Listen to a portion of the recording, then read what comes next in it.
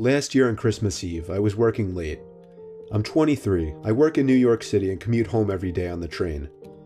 Since I'm one of the younger ones in the office, I got stuck with one of the worst shifts, so I wasn't able to get home until 5 o'clock. My family had already left a whole hour earlier to go to my cousin's house, so I had to drive alone. After having a quick snack before the half-hour drive, I got back in my car and put my cousin's address into my phone. Halfway through the drive, it started snowing. I got to my cousin's house around 6 o'clock. It was snowing heavily by this point, and I just made it in time to catch everyone starting dinner.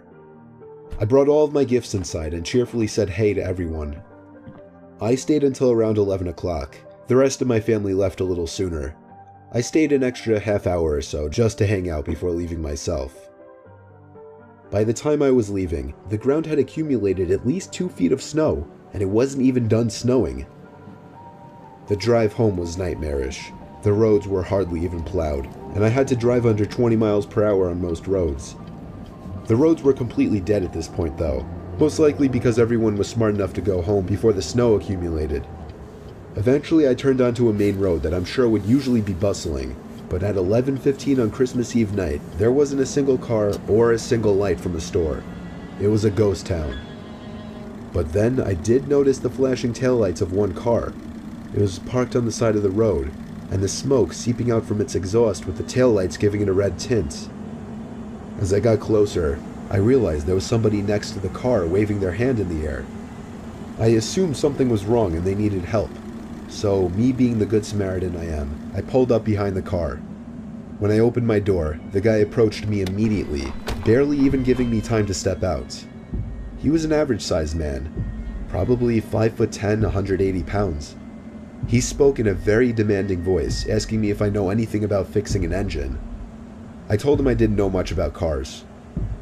The guy responded very quickly to everything I said. He told me it's fine. He went inside of his car for a second, popped open his trunk, came back out and told me to just wait by the trunk for a second. I had no idea what he wanted me to do. I was really confused. He walked over to the front of his car, and I heard him open the hood. I couldn't see anything he was doing since the trunk was blocking my view, and the loud wind of the snowstorm overpowered any small noises he might have been making. I put my hand on the back of the car and leaned my body in anticipation, when suddenly I heard 3 or 4 quick and aggressive footsteps in the snow behind me before I was pushed into the trunk. The man tried to close the trunk on me, but I kicked my feet up in resistance and held it up. I was able to overpower him and kick the trunk open completely. As I took advantage of the few seconds I had to get out of the trunk, I took out my keys. He tried to grab me now, and I dug my house key right into his neck. He fell to his knees and his scream echoed down the deserted street. I was in my car and halfway down the road before he could even get up from his knees.